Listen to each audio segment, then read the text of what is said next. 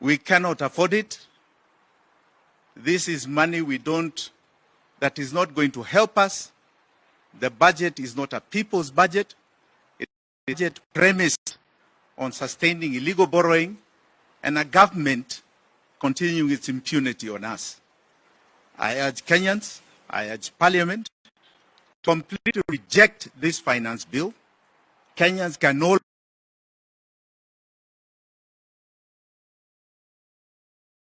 longer you tell us it is not direct tax to us. We know at the end of the day, we are going to bear the burden of that tax that you put on anybody that manufactures, anybody that imports. That cost comes. So don't try and fool us. Don't try and fool us. The CS had previously promised a budget that he was going to reduce taxation. That's clear. And we all know why. We are alive to the incompetence and the lies of this regime. The third point I would like to make is I was very happy to see my good friend Aden Duale on the Thursday last week when the budget statement was read, acknowledge a very important aspect of our finances.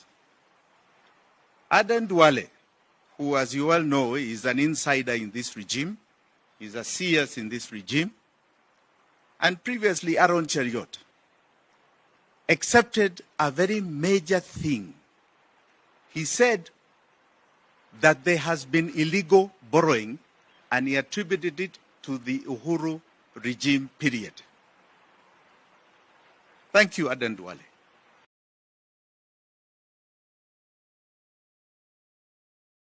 The assertion we've been making about ODS debt.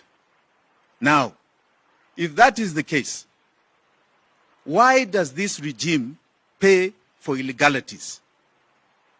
The only reason you are paying for those illegal debts that you are claiming exist, and make note, these illegal debts have been even mentioned by the Auditor General, by the Controller of Budget.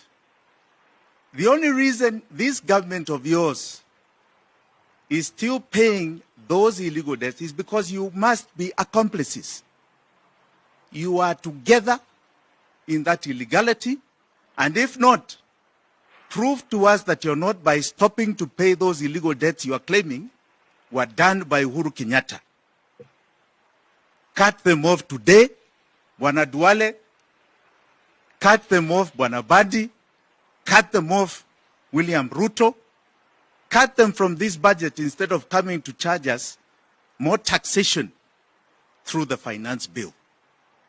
Kindly cut them off to prove to us that you are not part and party to those illegal debts that you claim were taken during Uhuru Kenyatta's period. There's something else Aden Duale said. He said that this regime of theirs, under William Ruto, is not taking illegal debt. And this comes to my fourth point. If you look at what is called the budget revenue estimates, which we are going to circulate copies, those copies are going to tell you that in those budget estimates, according to Article 220 of the Constitution, they constitute the revenue estimates, the taxes the budget is going to collect, the grants and the loans that they wish Parliament to pass in this coming financial year. If you look at them, and we are circulating these copies, you will find there is an aspect called domestic debt, domestic loans, domestic borrowing. In the budget statement last week, CS Bandi said that they are going to borrow 1.03 trillion in the domestic market this coming financial year. I ask you to look at the page, the table of contents of those budget estimates before Parliament, stipulate as net domestic borrowing at page 24. When you go to page 24, you will find there is no net domestic borrowing number. It does not exist. It is zero and has never existed. Even in the previous years, if you look at each column, has never existed. So this claim of domestic borrowing being legal, it is not. It has never been. It is never passed by Parliament. And you are doing it again this year. So there are two things I would like to stress, apart from the illegality. One, that we know this domestic borrowing does not exist, and there's nobody really that is taking this domestic debt to the tune of 7 trillion. There's no such money in the market.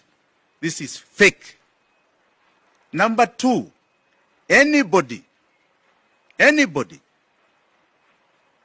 that is now going to pretend that you are buying treasury bills and bonds in this next financial year, no, it is not anchored in our laws. It has not been passed by Parliament, and you will never be paid. This is odious to Kenyans. We are not sovereign to it. We will not pay you. Buyer beware. It is your risk. I'm telling you, that paper, you will throw it in the dustbin. Because this regime will change, and it's going to change next year. And it will not be honored. I advise you, and I advise all Kenyans, do not buy a treasury bill. Do not buy anything to do with treasury bills or bonds. They are fake.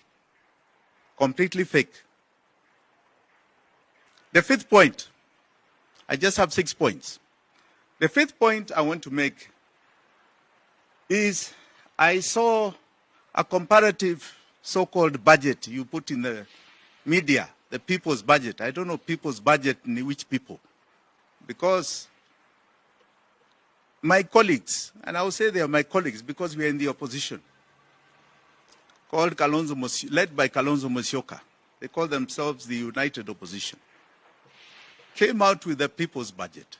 They claim a people's budget. And that people's budget is not too dissimilar to John Bundy's budget. It is about tax, debt, and borrowing. He even proposes the same illegal borrowing, domestic borrowing of 500 billion. Please, Kalonzo Musyoka and my good colleagues, stop letting us down. You're letting us down.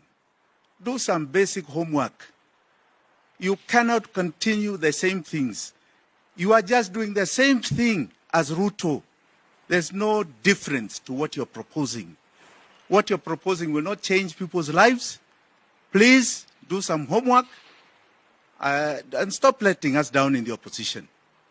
This is not how you're going to conduct the people's affairs, because people are truly in trouble.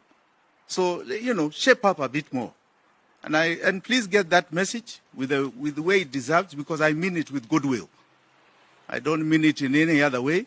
We are talking about 60 million Kenyans that are having a very hard time. A very, very hard time. So the sixth is very simply this, that we as Safina have been very clear about our budget. Our targets are very clear. We are saying we will never borrow again, and we are not going to borrow from the domestic market because we will not need to. We are going to very clearly not pay this odious debt that you can now see the Ruto regime is claiming to be illegal. We will not pay it. Hiyo hatutalipa. In the year 2027-2028 financial year, it is going to be 2.8 trillion in debt payment. We will not pay it.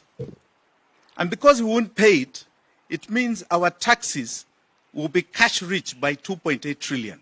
When you're cash rich at 2.8 trillion, there's so much you can do for Kenyans. The first thing we are going to do is ensure that primary school, high school, and TVET, the capitations to the standard of living of that year shall be paid. We have estimated that to be just under 400 billion shillings. We shall pay it from that money we are saving from paying debt.